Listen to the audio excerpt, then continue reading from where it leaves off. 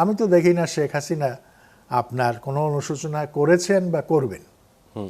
তো সেটা না করে তিনি কিভাবে দেশে আসবেন? হ্যাঁ, সেটা যদি করেন তাহলে তার পক্ষে কিছু লোক দাঁড়িয়ে বলবে হ্যাঁ তাকে কিছুটা সময় দেওয়া উচিত, চট করে তাকে লটকিয়ে দিও না, ফাঁসিতে ঝুলিয়ে দিও না, হয়তো বলতে পারে।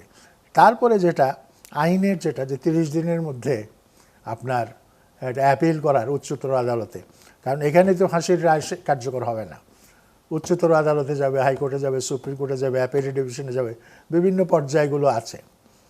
তো সেই পর্যায়গুলো একদিক থেকে বিলম্ব হওয়ায় শেষ হয়ে গেছে, আবার অন্য দিক থেকে এটা নিয়েও একটা আইনি লড়াই হতে পারে যে এই বিশেষ পরিস্থিতিতে আমার পক্ষে আবেদন করা সম্ভব ছিল না বলেই আমি আবেদন করতে পারি নাই, আমাকে সুযোগ দেওয়া হোক, আমাকে আর একটু বিচারের কষ্টি পাথরে যাচাই বাছাই করে দেখা হোক।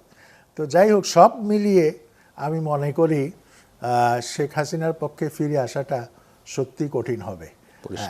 আবার সে ফিরে আসলে উনি যেই প্রকৃতির মানুষ, তিনি কিন্তু যদি মুক্ত থাকেন, জেলে থাকলে ভিন্ন কথা, মুক্ত থাকেন তাহলে কিন্তু যথেষ্ট ধরনের law and order problem create করতে পারেন। সেটার ব্যাপারেও সরকারকে সাবধান থাকতে হবে।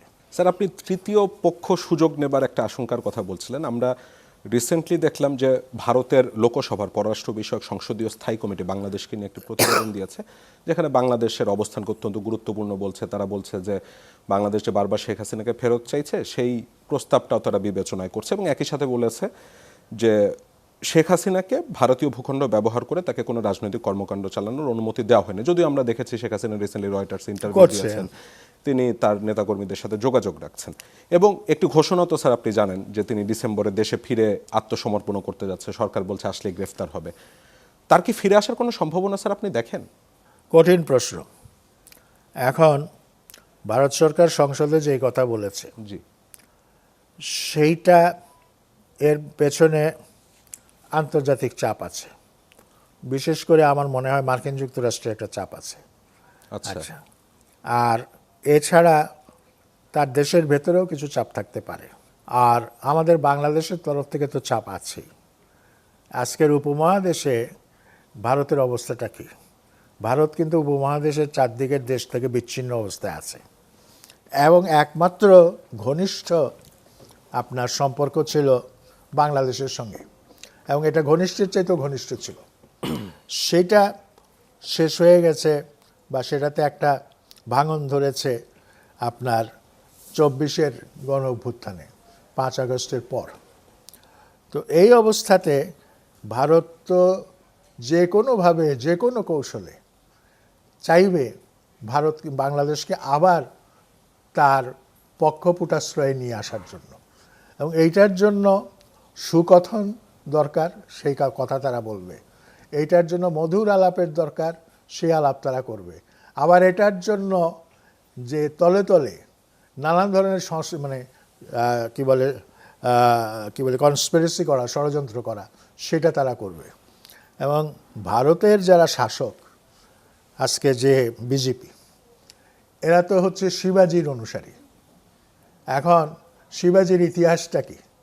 শিবাজির ইতিহাসটা হচ্ছে বিশ্বাসঘাতকতার ইতিহাস। যেমন মোগল সেনাপতি আফজল খানকে শিবাজি হত্যা করেছিল, এবং শিবাজি সেই জন্য হিন্দু জাতির বীর। কিন্তু দুজন সেনাপতি যখন একে অপরের সঙ্গে সাক্ষাৎ করে, সাক্ষাতের কতগুলো আপনার নিয়ম থাকে, নীতি থাকে, সেই নীতি ভঙ্গ করলে সে আর সেনাপতি থাকে না। হ্যাঁ, দুইজন সেনাপতি পরস্পর সাক্ষাৎ করলে একে অপরের উপর দৈহিক আক্রমণ চালানোর কোনো সুযোগ বা এটা হতে পারে না। এগুলি পরে আন্তর্জাতিক আইনে জেনেভা কনভেনশন দিয়ে এটাকে কিন্তু আরও সেটাকে লিগালাইজ, আইনের বিধানে নিয়ে আসা হয়েছে। শিবাজি কি করলো? তার আস্তিনের নিচে লুকিয়ে রাখা বাগনখ দিয়ে আপনার আফজল খানকে আক্রমণ করলো। হ্যাঁ, একটা হাতের মধ্যে একটা খুব ধারালো জিনিস ঢুকিয়ে, নখগুলি ঢুকিয়ে আক্রমণ করলো। আফজল খান নিহত হয়েছে। তো এখন ভারতের আস্তিনের নিচে কোন বাগনখ আছে, যেই বাগনখ দিয়ে আমাদের বাংলাদেশকে ঘায়েল করতে তারা চেষ্টা করবে না? এইটা তো চিন্তা করতে ভাবতে একটু কষ্ট হয়।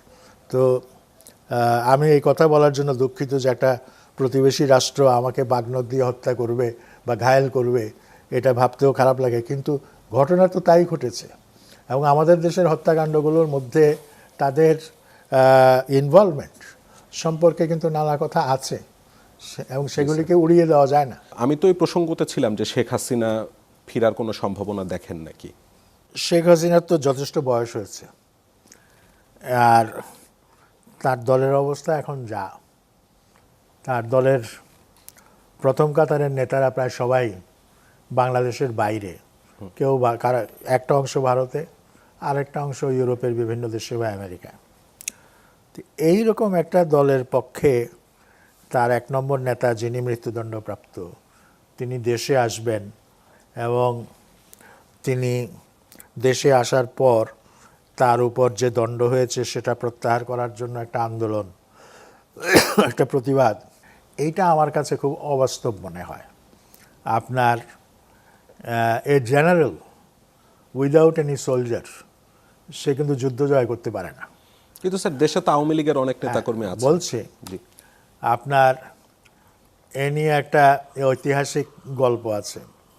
গল্পটা হচ্ছে নেপোলিয়ান ইউরোপের